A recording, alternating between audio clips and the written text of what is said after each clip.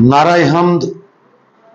खुदावंद फरमाता है, मैंने तुम्हें दुनिया में से चुन लिया है कि तुम जाओ और फल लाओ और तुम्हारा फल बाकी रहे। आज हम मुकद्दस मत्ती की इंजील उसका 20वां बाब और उसकी आयात 22 और 23 पर ध्यान और ज्ञान करेंगे। और आज हम पाकमा कैथोलिक के साथ मिलकर मुकद्दस याकूब रसूल की ईद मनाते हैं।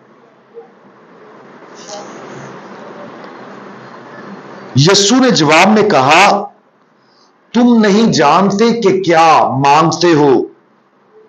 जो प्याला मैं पीने को हूं, क्या तुम पी सकते हो? उन्होंने उससे कहा, हम पी सकते हैं। उसने उनसे कहा, तुम मेरा प्याला तो पियोगे, लेकिन अपने दाएं या बाएं किसी को बिठाना मेरा काम नहीं। ये उनके लिए है जिनके लिए मेरे बाप की तरफ से मुकर्रर हुआ।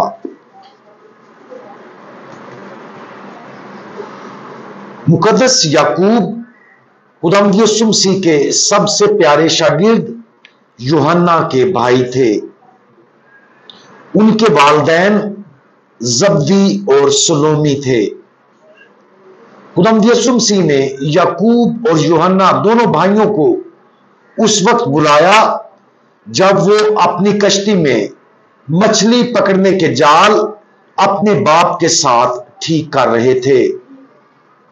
खुदावंद यीशु मसीह के बुलावे पर उनका रद्द अमल फौरी था।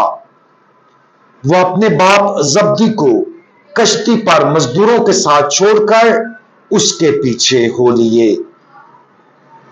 जब खुदावंद यीशु मसीह ने याईर की बेटी को जिंदा किया तो याकूब उस वक्त वहां मौजूद था।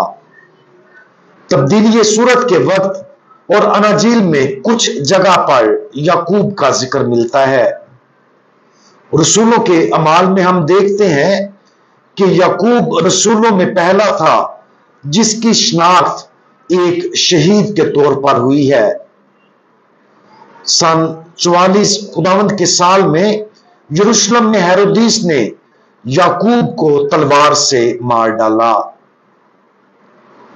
मुकद्दस याकूब के बारे अनाजील में से एक हवाला ऊपर दिया गया है, जिसमें याकूब और यूहन्ना की मां सलोमी ने खुदावंद यीशु मसीह से अपने दोनों बेटों को अपनी बादशाही में एक को बाएं और एक को दाएं बैठने की इजाजत देने की दरखास्त की। अपने दोनों बेटों की तरफ से की गई दरखास्त पर खुदावंद यीशु मसीह उनकी तरफ मतवज्जे हुआ और पूछा, जो प्याला मैं पीने को हूं, क्या तुम पी सकते हो? जिस पर उन्होंने जवाब दिया, हम पी सकते हैं। उनकी वालदा की तरफ से उनके कहने पर यह एक जुर्रतमंदाना और मुकद्दस दरखास्त थी। इस हवाले से बिल्कुल पहले जब खुदावंद यीशु मसीह ने 12 रसूलों के साथ यरूशलेम का सफर किया, उसने उनको अपनी जिंदगी में आने वाले अहम वाकया का जिक्र किया जो उसका इंतजार कर रहा था।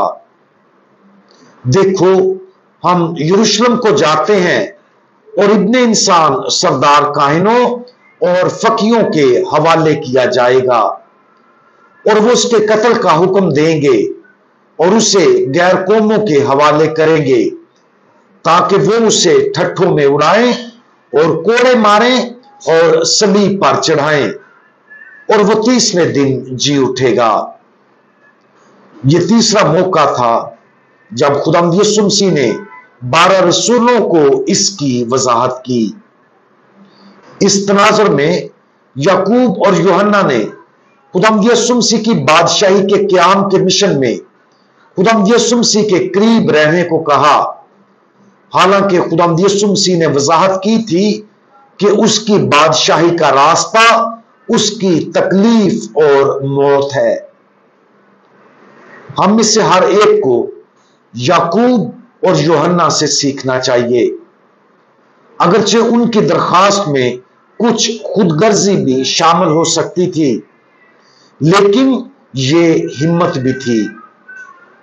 इससे जाहिर होता है कि वो यीशु के दुख उठाने की पेशन गोई से नहीं डरते थे। इसकी बजाय वो उसका हिस्सा बनना चाहते थे और जो कुछ भी जरूरी था बर्दाश्त करने के लिए तैयार थे, ताकि आने वाली बादशाही के जलाल में शरीक हों।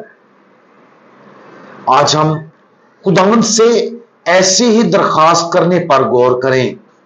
उससे कहें कि हम उसकी बादशाही में उसके करीब होना चाहते हैं और खुदावंद यीशु मसीह का प्याला जो बेलौस कुर्बानी का प्याला है उसे पीना चाहते हैं, ताकि उसकी बादशाही के जलाल के रास्ता पर चल सकें।